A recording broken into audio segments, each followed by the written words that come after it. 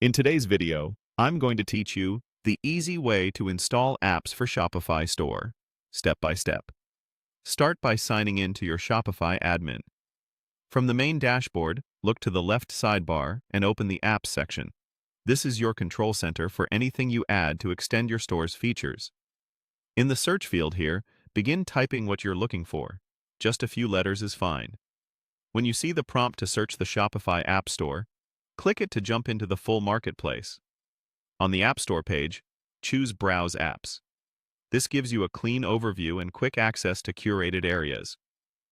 Next, open the Apps by Category section. If the list collapses or shows limited options, click Apps by Category again to expand it fully. You can do this a couple of times to reveal more subcategories, which makes it easier to navigate to the kind of tools you need.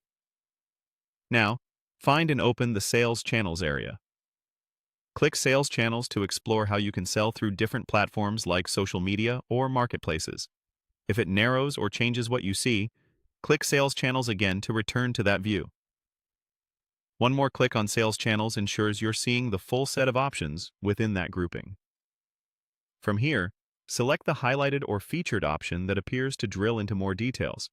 Then choose the link that opens the complete list of available apps in that view.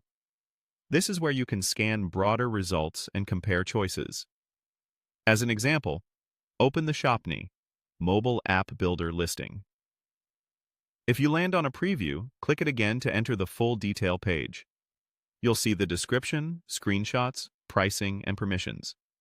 Take a moment to review these so you understand what the app will do and what access it needs. Next, return to Results and open another example, PDF Products Pro. Click into it, and if the listing opens in a compact view first, click again to load the full page. When you're ready to proceed, click Install.